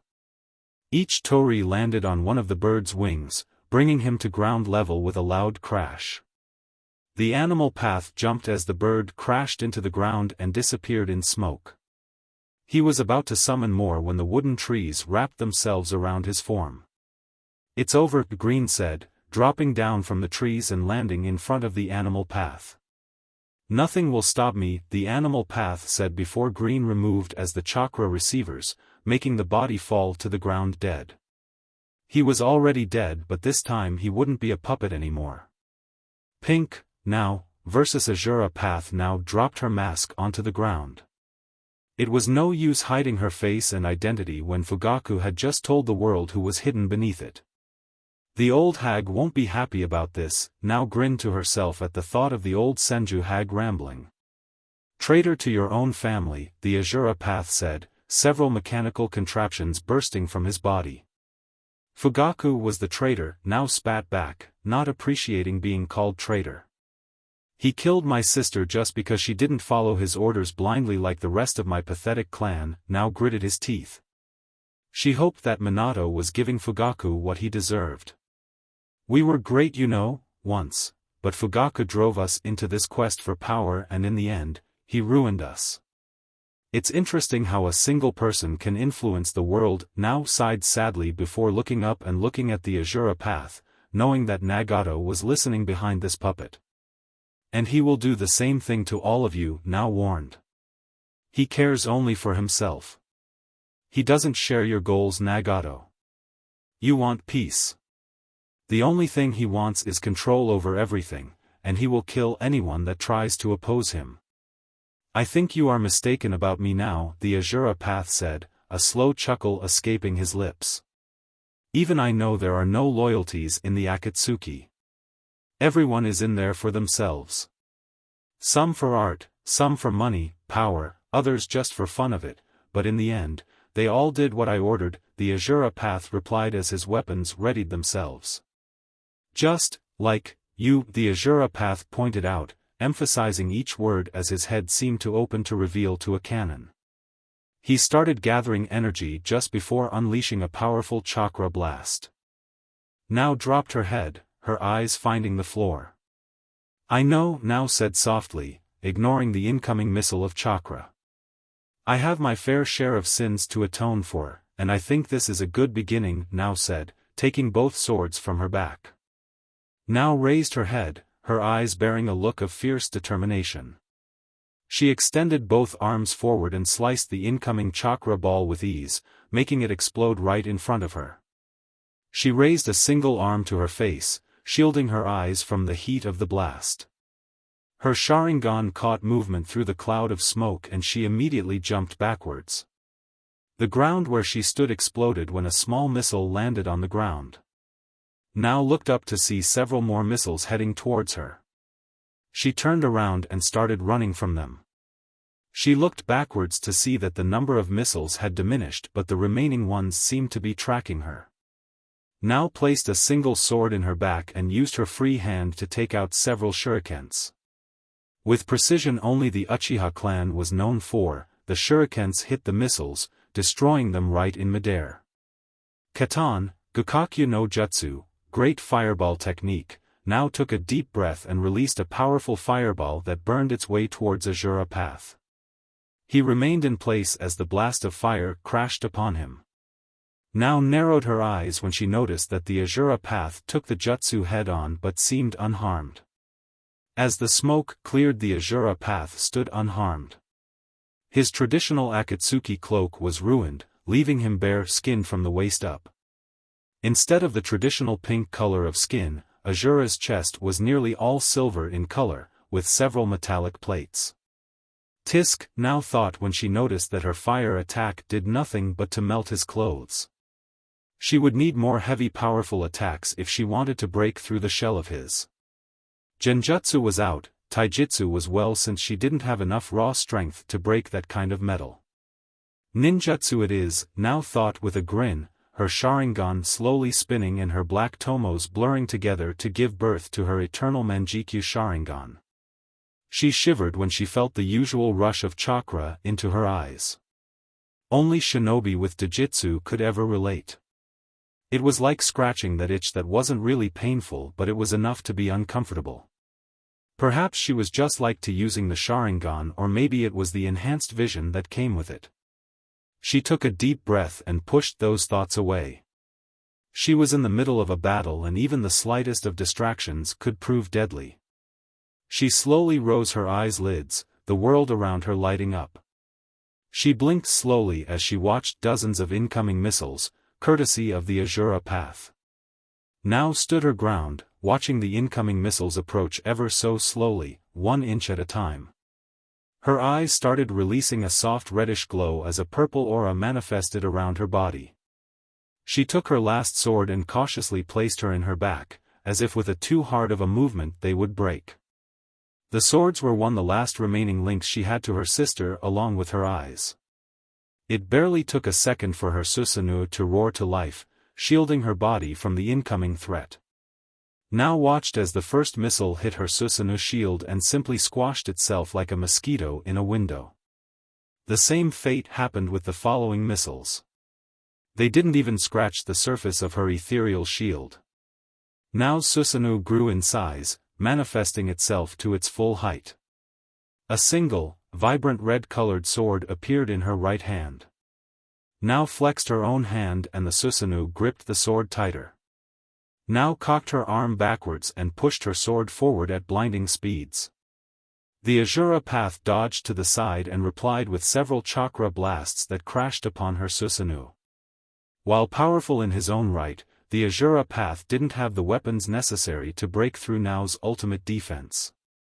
Another swing and the Azura Path started running away, letting out small chakra blasts and the occasional missile. Now closed her eyes and took a deep breath in deep concentration. She snapped her eyes open, immediately locking his position. Amaterasu, a wave of black flames exploded on the Azura Path who fell to the ground. Now narrowed her eyes when she saw his bones shifting under his skin. The arm burning with the black flames of Amaterasu simply fell to the ground like some disposable object. She watched as another mechanical arm took his place like nothing had ever happened. Looks like I need to either destroy his body completely or take out the chakra receivers, now mused and thought as she watched the Azura Path point his arm at her and forming a fist. His fist detached itself from his arm before rocketing towards her. The fist missile crashed against her Susanoo and yet again, nothing but smoke. This is getting nowhere, now thought with disappointment.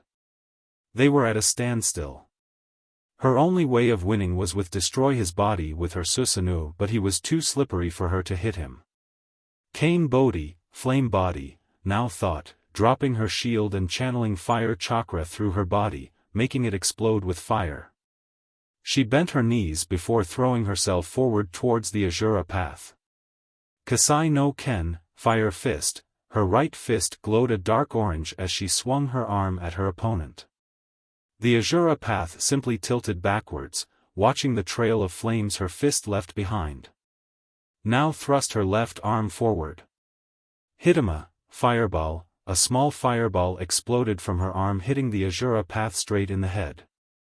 Knowing that such attack wouldn't stop his mechanized body, she rose her leg to kick him.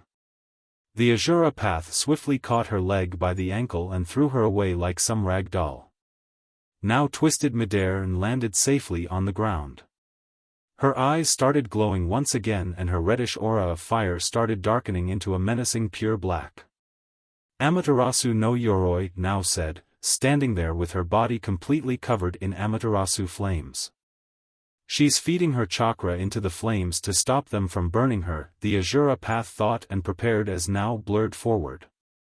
Enten, Shur-O Senkai, Inferno style, swirling death, now arrived near the Azura path and unleashed a flurry of kicks and punches so fast that the Azura path was finding himself pushed back.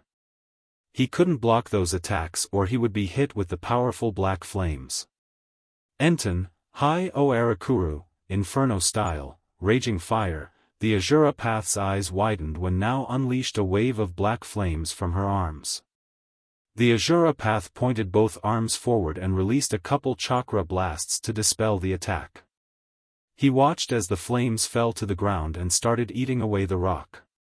Now swung her arms wildly and watched as a ring of fire appeared in the battlefield, trapping both shinobi inside it. It didn't take long from the flames to grow tall and easily block their view of the outside. "You won't be going anywhere," now smirked flexing her arms. The Azura path scoffed at her pointless threats. He was, after all, a dead body, being reanimated with the Six Paths technique, and should he ever be destroyed, Nagato could easily put his body back together. Shura no Ko, the Azura path unleashed a couple more of chakra bombs. Now twirled, avoiding a ball of chakra and swiftly ducked another one. Now rushed forward, taking out both swords in the process. Enten, Kasai Surashu, Inferno style, fire slash, now swung her blade and unleashed a black crescent wave of chakra. Now watched as her attack connected and chopped off his arm only for it to regrow once again. Now took a deep breath and channeled all the chakra she could into her leg and sword. Her swords took a darker aura, causing the black flames to increase in size and heat. She looked up and locked eyes with her target just before whispering her ultimate kenjutsu technique. Enten, Enha Kishu no Jutsu, Inferno style, flame blade assassination jutsu, her body shimmered out of existence. The Azura path's eyes widened when he felt the surge of power and completely lost track of now. He felt a small air displacement behind his back and immediately turned back. All he caught was 7 streaks of black before now disappeared once again, back to her original position. Now smirked as the Azura path fell to the ground in a mix of severed limbs. 7 precise and incredible powerful strikes. 1 to take his head, 1 for each arm, 1 for each leg and 2 more to his chest, essentially leaving nothing but chunks. With a final Amaterasu she left his body to slowly burn to ashes. Outside of Konoha. "This isn't very graceful, yeah," Deidara said, tired of waiting in the trees, hidden from sight. "Be quiet, Deidara," Sasori reprimanded. Both Akatsuki members were outside of Konoha walls, waiting for their contact to arrive. The problem was that both of them had rather short tempers and waiting wasn't something either liked to do. "I'm just saying. These tree huggers have no respect for art," Deidara grumbled. Sasori was about to reply when 2 shinobi dropped in front of them. "Deidara and Sasori?" Toryun asked. "We are here. Don't keep us waiting anymore with worthless questions," Sasori replied harshly. Both root shinobi said nothing but merely started walking towards Konoha with both Akatsuki members in tow. This way, Torian said, leading his group through a more quiet entrance other than the main gates. Torian and Fu led the Akatsuki members through the barrier that covered Konoha without raising any type of alarm. "Where are our marks?" Sasori asked, making both route members stop walking and turn to stare intently at Sasori. "We do not need to remind you of your deal with Danzo-sama, do we?" Fu asked, with a dangerous tone in his voice. "We will keep our end of the deal. We will draw the attention for the dragons into Kumo in exchange for the bijou," Sasori explained, and Fu nodded, resuming their path towards their objectives. Minutes later, both Akatsuki members and the two root shinobi were standing outside of the Senju compound. They were standing a bit away so they didn't get detected. "My bugs tell me that the dragons are still in there, along with the Ichibi and the Nanabi," Torian said. "Let's go then," Deidara said, rising from the ground but was stopped by hand on his shoulder. "Don't be foolish," Fu warned. "There are 5 seal masters living there. Anyone not authorized to enter the compound would be reduced to ashes before he could even cry in pain. We must wait for them to leave. I will interrupt the Ichibi from getting called, and from there you will take charge, understood?" Torian asked, and both Deidara and Sasori nodded. "With Kakashi." Kakashi was jumping from rooftop to rooftop, his form blurring through the buildings as he made his way to Yugao's apartment. A few minutes later, Kakashi found himself standing at her front door. Unlike other shinobi, Yugao had a small apartment in a building shared with civilians. Yugao was one of the few shinobi whose house building was shared. Most shinobi preferred their privacy and usually lived in single, separate houses. This of course didn't apply to the clans. Then again, clans were usually big families and not random strangers all living together in the same building, split only by a few walls. Kakashi knocked on the door and waited patiently for a reply. Seconds quickly turned into minutes and Kakashi knocked once more. Getting no response, Kakashi leaned in, placing his head on the wooden door and listened for any sounds coming from the interior. Strange, Kakashi thought as he kneeled on the ground, standing a few inches away from the door lock. He went to his pockets and retrieved a small case, no bigger than his own hands. He set the case on the stone floor and quickly unrolled the fabric to reveal a few shining metal tools. Kakashi nearly felt like whistling as he took a thin metallic lock pick and introduced the tool into the lock. Kakashi listened and felt for the clicks as the lock's pins were placed in the right place, allowing the tumbler to rotate freely. Kakashi pocketed his tools and opened the door. The first thought that came through Kakashi's mind was amusement. Shoes tucked away in a corner, 2 swords hanged neatly in a nearby wall, a small shelf filled with books, no empty room for more, and surprisingly enough, no books lying around the house other than the bookshelf. Still the same old perfectionist, Kakashi thought to himself, walking towards the room and silently opening the door. His Sharingan came to life as he gazed in the darkness of the bedroom and saw nothing more than an empty bed. Kakashi went to check the remaining rooms but found no evidence of Yugao. All of her clothes and equipment were still here, so he ruled out defecting. Kakashi was closing the door out of the apartment when his nose caught a familiar scent. "Hey 8, that explains her absence in her home," Kakashi thought with a grin as he closed the door and made his way towards Hi-8's house, where he was sure he would find Yugao. It took only a couple of minutes for him to reach his new destination. Hi-8's house was an ordinary house, but unlike Yugao, Hi-8 lived alone in the building. Kakashi approached the door and, like any good neighbor, he politely knocked on the door and waited for someone to answer. Kakashi's eyes narrowed when his nose smelled something metallic. "Blood," Kakashi concluded as he took a step back and kicked the door open, blasting the wooden door right of the hinges. The house was a mess to say the least, there was blood everywhere and signs of a small battle. Kunais and shurikens on the floor and walls, the tables were destroyed along with the chairs, pieces of the walls on the ground. Kakashi quickly searched the house for any signs of Yugao or anyone else. The amount of blood that was sprayed around the apartment was too much for someone to survive. He chose to follow his nose, trailing the scent of blood to its source. Kakashi quickly reached another door, presumably to Hi-8's bedroom, and decided to take caution. Something had happened here, as it wasn't pretty. Kakashi stealth approached the door and slowly pushed it open, the wooden frame creaking ever so slowly. "Yugao, Hi-8," Kakashi shouted as he saw his two comrades lying on the ground, in a pool of their own blood. He quickly rushed to their side, hoping that they would still be alive. Kakashi gingerly brought a finger to their neck and sighed in relief when he felt a pulse, a weak one at that, but a pulse nonetheless. "Kakashi," Yugao muttered weakly, barely able to part her lips. Hi-8 seemed to be in even worse state, completely unconscious. They were lucky to have fallen unconscious with their wounds facing the floor, somewhat stemming the blood flow. Kakashi did a quick overall scan of the room and found another person lying in a nearby corner with a sword driven through his chest. An assassin, Kakashi mused in thought, noticing a single white mask on the attacker's face and simple ANBU clothing. "Shadow clone jutsu," Kakashi said, making a clone of himself and hoisting Yugao over his shoulders, with one hand applying pressure to her wounds. Kakashi's clone did the same with Hi-8 as both dashed towards the hospital. During their way, Kakashi made another clone to inform the Hokage that someone had targeted her bodyguard. While Yugao was jounin and one of the best, there were far more likely targets for an assassination inside the village.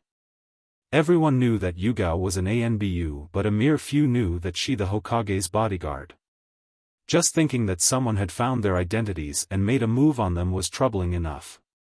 With Akatsuki and Root. "Now," Toryun shouted as the four members stormed the Senju compound. Gaara was about to respond to Naruto's summon when a swarm of bugs burst from the ground, ripping through the wooden floor.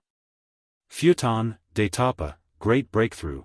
Gaara took a deep breath and unleashed a powerful gust of wind, breaking the swarm and pushing the insects backwards. Without a second thought, Gaara jumped towards the window, smashing the glass and ending on the outside of the Senju compound. Sand started flowing freely from his wrist seals as it started crushing the flying bugs. Bugs are a specialty of the Aburame clan and Fuchan, Gaara thought in confusion as to the person responsible for this attack. Katsu. Gaara's eyes widened and a white bird appeared right in front of his face and started glowing. He barely had time to shield his face as he was blasted back, his sand skin cracking slightly due to the explosion. Gaara cursed beneath his breath as he twisted midair and landed on the ground. Boom! The ground beneath Gaara's feet suddenly exploded, covering his form in smoke. "All done," Deidara smirked, coming down from the sky on top of his clay bird. His cocky smirk was quickly wiped from his face when the smoke cleared and instead of battered Gaara, he found a solid cocoon of sand on its place. "Akatsuki is it?" Gaara asked rhetorically as the sand cocoon opened slowly to show his neutral face. "You are either very brave or very stupid to attack the one of the 5 great elemental nations on broad daylight," Gaara said, stepping on top of a small chunk of sand and started floating into the air. Deidara was not happy his plan hadn't worked. Now he had to actually fight the Ichibi Jinchuriki. "Looks like my plan failed," Deidara grumbled in disappointment. Gaara was about to reply when they felt the ground starting to rumble. Gaara's eyes widened when he felt a massive spike of chakra and his head snapped to his left just in time to see a wall of the Senju compound being blasted open by a small Bijadama. "Bastard!" A deep voice came from inside the compound as Sasori came running from inside. Fu stepped outside slowly, in her 5-tailed Jinchuriki state. Piercing green eyes, dark blue chakra cloak. The ground cracked as Fu shot forward, heading straight toward Sasori. Gaara's eyes followed Fu as her Bijou-empowered fist crashed into Sasori's form, obliterating the Akatsuki member into pieces. "They are not alone, Fuchan. Be careful," Gaara warned, remembering the swarm that nearly overwhelmed him earlier. "Let me out, I want to play too," Shikaku yelled from inside Gaara's mind. "This is no time for jokes. They are attacking us and Konoha isn't responding." Fu's attack should have drawn a lot of attention, Gaara replied, and Shikaku frowned. I haven't used this body in years, a voice broke Gaara from his thoughts as his eyes turned to the new voice. Sasori of the Red Sand. I wondered when you would show your face to us, Gaara said. You are well informed, Sabaku no Gaara, Sasori replied, stretching his wooden limbs. We know more about your organization than you could ever hope to think, Gaara said.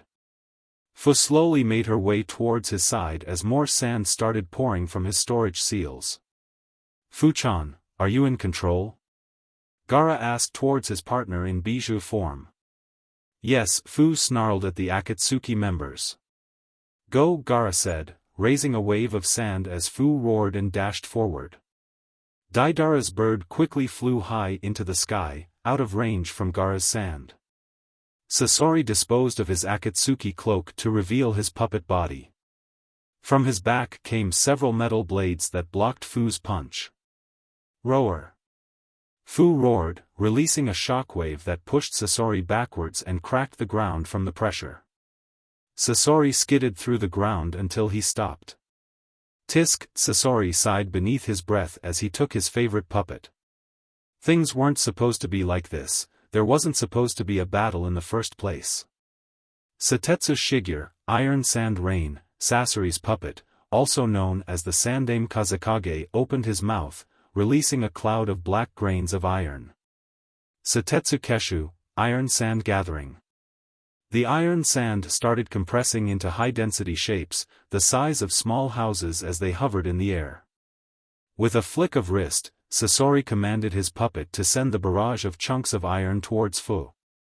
Fu watched as the weapons of iron quickly approached and she bent her knees, disappearing from her position with a loud swoosh sound.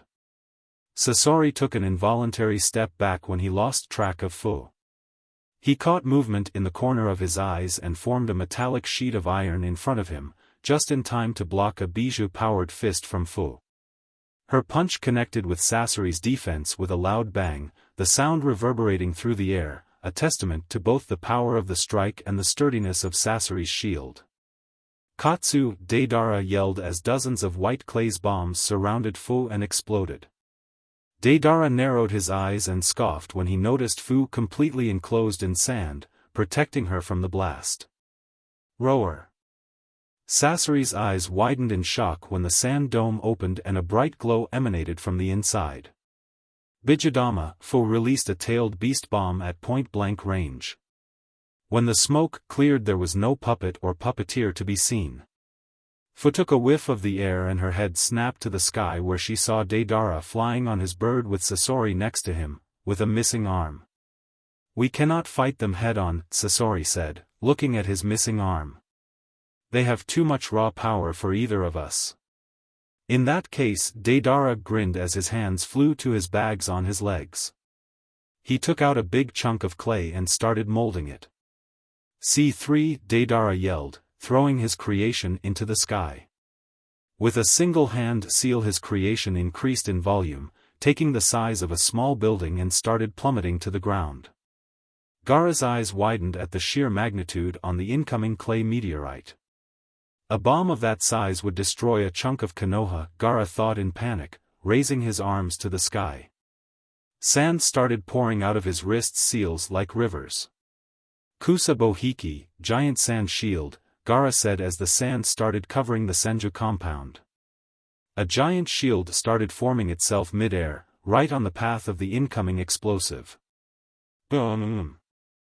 The explosion lit the sky and Gaara gritted his teeth, pouring more power into the shield to protect the village from the blast. Once the explosion had cleared, Gaara took a deep breath as fell to his knees. He poured too much chakra into the technique to defend the village. Give some chakra, Gaara said to Shikaku, huffing as he kneeled on the ground for support. Now you want my help, Shikaku snarled at his Jinchuriki. Please, Gaara said, and Shikaku scoffed.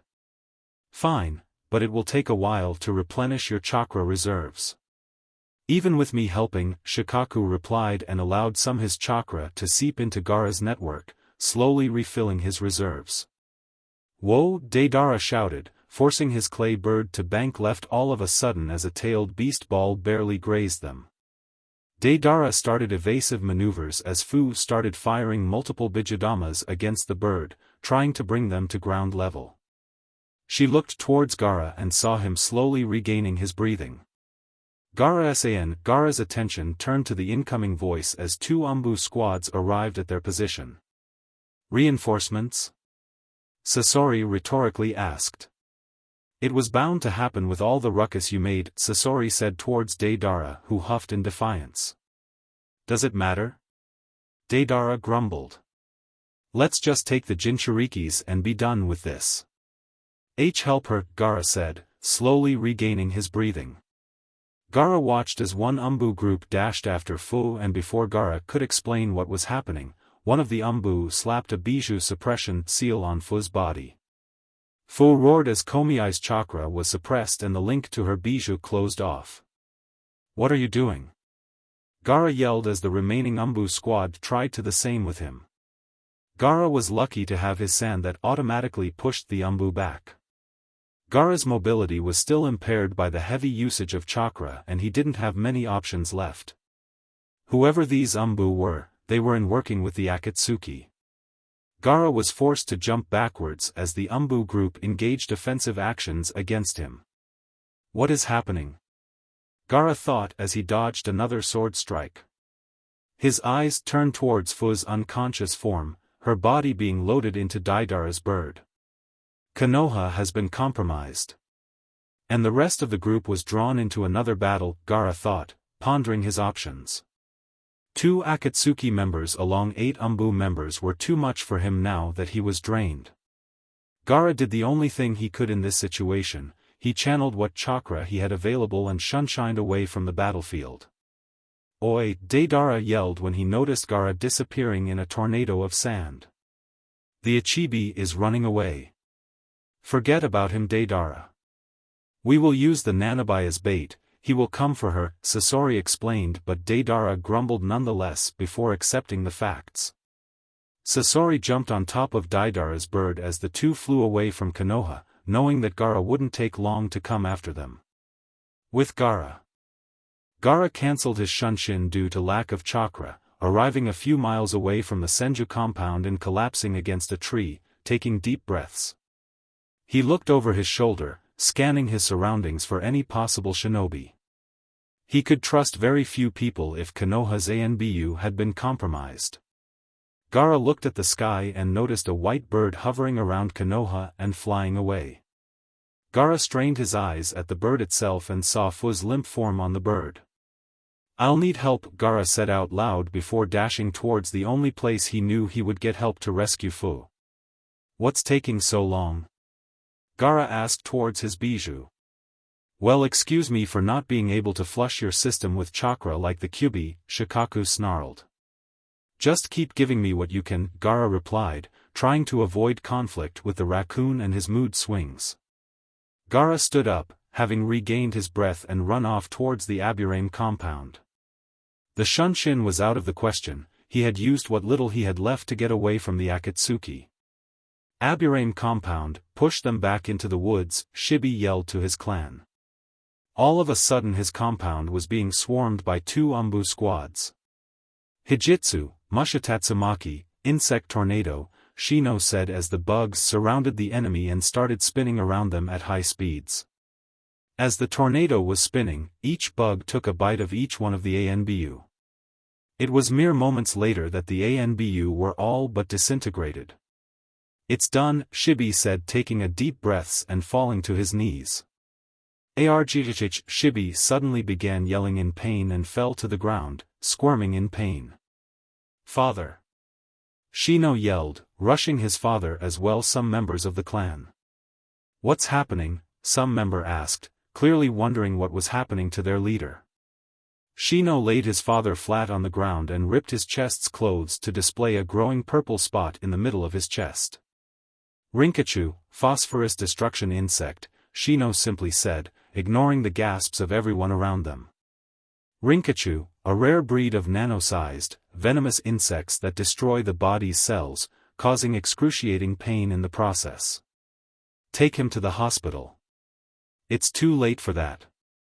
We would never make in time, Shino replied, ignoring the protests of the rest of the clan. Shino, Shibi gasped, reaching for his son and bringing his closer. To the clan, it's up to you, Shibi whispered, dying and his arm dropping limp to the side. The Aburame clan, a clan that valued logic above all, a clan that taught each member to bury emotions, to remain objective on the field. Even having been taught all that, Shino couldn't help but let out a small tear. Damn it, Shino swore, punching the ground. Report the attack to the Hokage, Shino said, but neither member moved. Now, he snarled, startling everyone around him. The members scattered to fix the damage that had been done to the compound and to report to the Hokage. Shino sighed and picked his father's body. He didn't need to worry about the Rinkachu since they went destroyed themselves once the host they fed upon had died.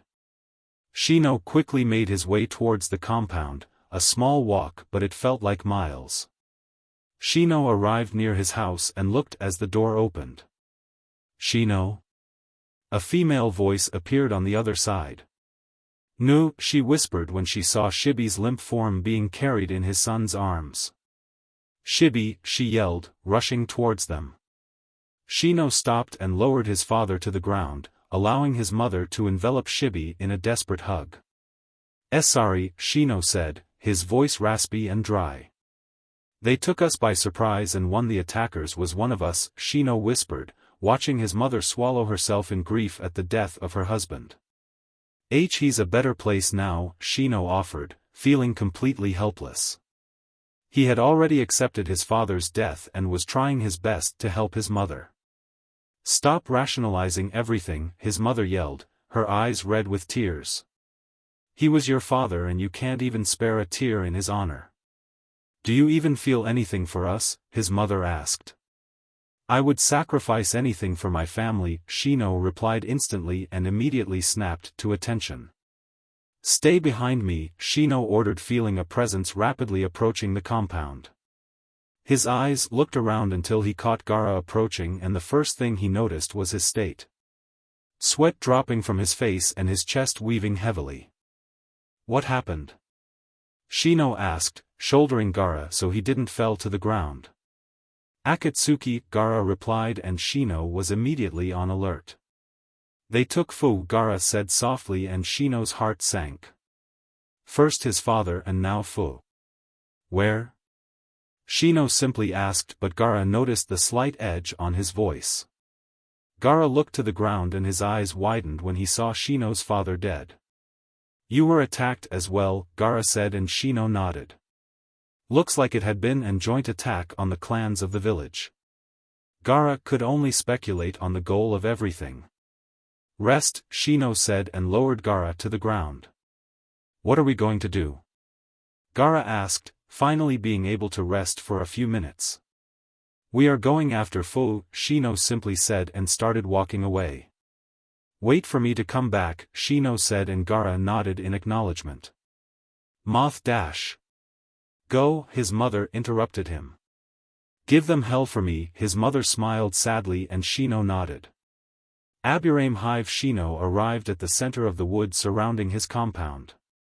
He slowly entered the room and made his way towards the center of the room. As he walked, he looked around to see several hives all around the room.